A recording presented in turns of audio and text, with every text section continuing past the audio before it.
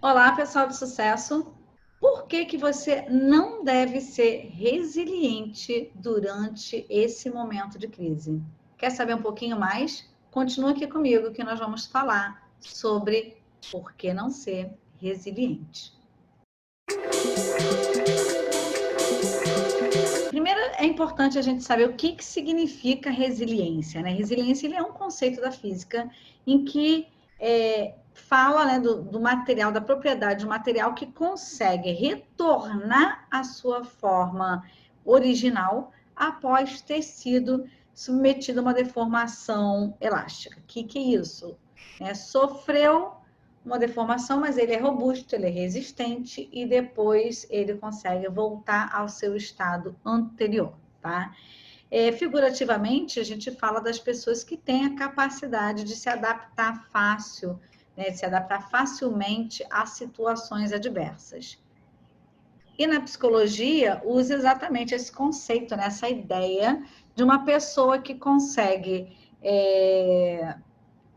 lidar com problemas, se adaptar a mudanças, e às vezes mudanças drásticas, mudanças repentinas, e superar obstáculos que aparecem, e também, além disso, resistir à pressão de eventos traumáticos, né? Momentos de crise, momentos inesperados, perdas inesperadas são considerados momentos, né? Reações adversas. Então, seja um choque, um estresse, um evento traumático que ela esteja passando. Solimar, tudo isso que você está falando é coisa boa, então precisa ser resiliente no momento de crise, passar por tudo isso, enfrentar tudo isso e não me deixar bater. E aí que eu gostaria de convidar você para conhecer ou relembrar um conceito que é recente, mas não tão novo assim, já tem algum tempo, que é o conceito, é um neologismo chamado antifragilidade.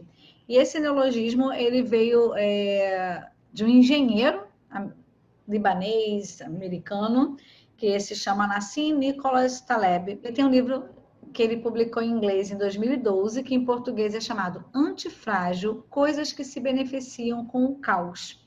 E o autor, ele vem pregando já, né, desde então, que o oposto da fragilidade, né? Então, a antifragilidade seria o oposto da fragilidade e que vai além dessa questão da resiliência.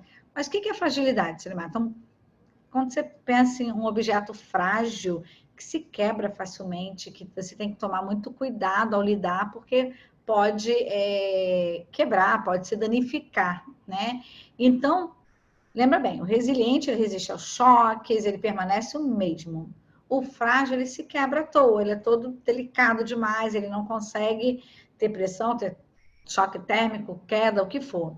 E já esse conceito do antifrágil, ele vem mostrar que o antifrágil ele cria a consciência de que a gente vai ter tanto os fatores internos quanto externos que talvez a gente não vai conseguir prever.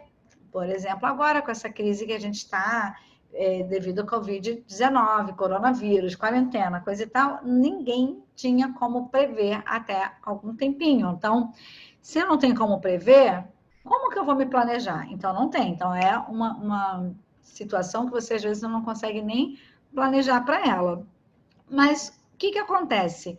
Eu vou passar por essa situação, não só especificamente da atual, mas uma crise, um momento que é de pressão, mas além disso, além de eu apenas não me quebrar e voltar à posição normal, estática, o que eu era antes, é justamente eu ter essa resistência e esse caos, essa crise, essa dor, conseguir fazer com que eu vá para um outro nível, né, para um outro patamar, né, para um outro nível, em que eu saia diferente e saia beneficiada, não diferente para baixo, para mal, é um diferente no sentido de que eu consigo me beneficiar das situações. Então, essa é a ideia do antifrágil, conseguir se beneficiar das situações, sair melhor.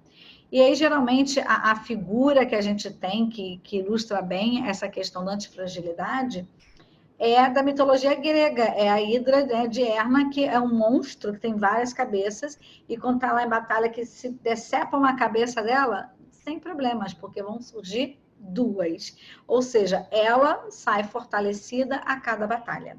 Então, essa é a questão que eu quero sugerir que todos nós, que estamos hoje numa grande batalha, uma batalha global, que nós possamos sair fortalecidos dessa batalha.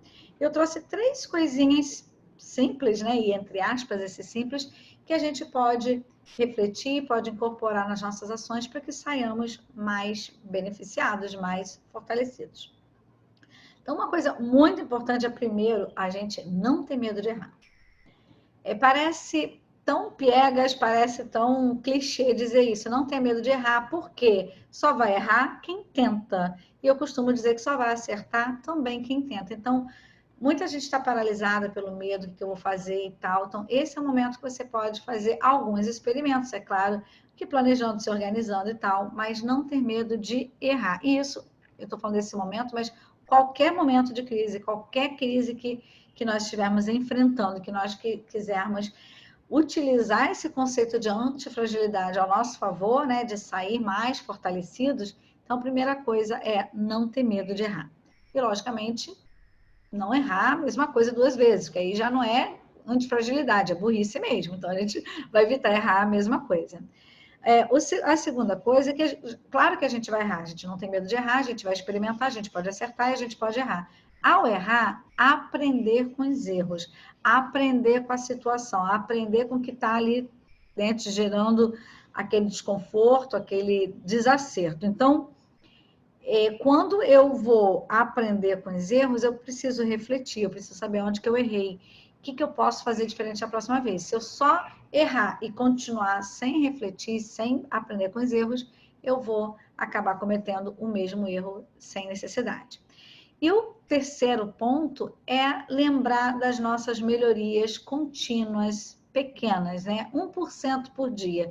E eu costumo dizer que é que nem juros compostos, que o montante, né, ao longo do tempo, ele cresce exponencialmente. Cada pouquinho que você deposita lá no investimento vai te rendendo juros que no começo talvez você não perceba tanta diferença, mas é ao longo do tempo.